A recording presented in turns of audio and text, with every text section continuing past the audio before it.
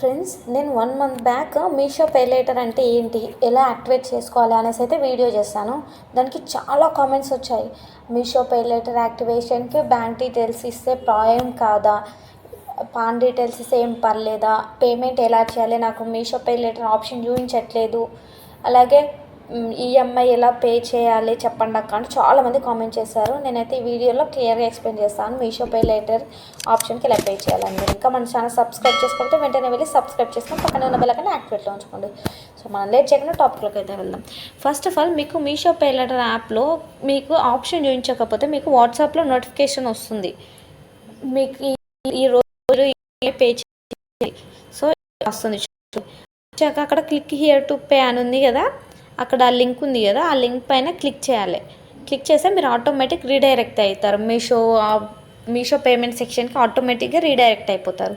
So చూడండి,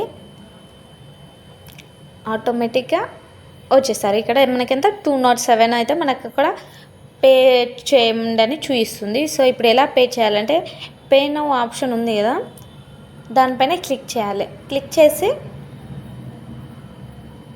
వేరే పేజ్కి redirect అవుతుంది. ఇక్కడ మీరు ఎలా పే చేయాలనుకుంటున్నారు, యూపీఐయా లేదా బ్యాంకా లేదా ఫోన్పేనా, ఎలా పే చేయాలనుకుంటున్నారో సెలెక్ట్ చేసుకోవాలి. ఆప్షన్ సెలెక్ట్ చేసుకొని, సో చూడండి ఇప్పుడు ఫోన్పే సెలెక్ట్ చేసుకున్నాను.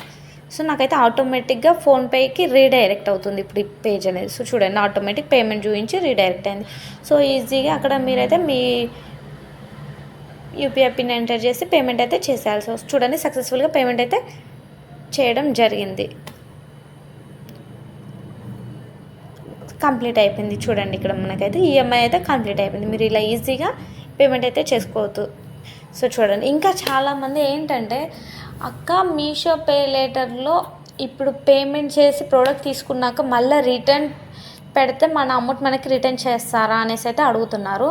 సో తప్పకుండా రిటర్న్ చేస్తారండి. కాకపోతే మీరు ఏంటంటే, ఫస్ట్ మీరు ప్రోడక్ట్ బై చేసేటప్పుడు మీకు అక్కడ రిటర్న్ ఆప్షన్ ఉందా లేదా అనేసి అయితే చెక్ చేసుకోవాలి. ఫస్ట్ ఆఫ్ ఆల్ చెక్ చేసుకొని మీరైతే ప్రోడక్ట్ని ఆర్డర్ పెట్టాలి. అలా చేస్తే మీకు తప్పకుండా మీకు తప్పకుండా అయితే మీ అమౌంట్ రీఫండ్ అవుతుంది. సో ఇంకా ఏంటి అంటే, చాలామంది ఏమంటున్నారంటే, అక్క ఇప్పుడు నాకైతే మీషో పే లేటర్ యాక్టివేషన్కి నేను హౌస్ వైఫ్ అని ఇచ్చాను, లేదా వేరే స్టూడెంట్ అని ఇచ్చాను, సో నాకైతే యాక్టివేట్ అవ్వలేదు అని అంటున్నారు. సో దానికి సొల్యూషన్ చెప్పరా అని అడుగుతున్నారు. సో దానికి సొల్యూషన్, మీరు వేరే నెంబర్ తీసుకొని మళ్ళీ కొత్తగా రిజిస్టర్ అవ్వడమే అండి. సో ఫస్ట్ ఆఫ్ ఆల్ మీరైతే ఫస్ట్ వచ్చే 2 ఆప్షన్స్ ఎప్పుడు ఎనేబుల్ చేయొద్దు. కింద వచ్చే ఆప్షన్స్ ఎనేబుల్ చేస్తే మీకైతే పే లేటర్ యాక్టివేట్ అయ్యే ఛాన్స్ ఉంది. సో మీకు ఈ వీడియో హెల్ప్ఫుల్ అనిపిస్తే మీ ఫ్యామిలీ మెంబర్కి షేర్ చేసి, అలాగే వీడియోని లైక్ చేసి హైప్ చేయండి. నెక్స్ట్ వీడియో టాపిక్ మీద కావాలో కూడా కింద కామెంట్ చేయండి. అలాగే మీకు ఇంకేమైనా డౌట్స్ ఉన్నా కామెంట్ చేయండి, నేను తప్పకుండా రిప్లై ఇస్తాను. Thanks for watching. Next video కలుద్దాం. Bye bye.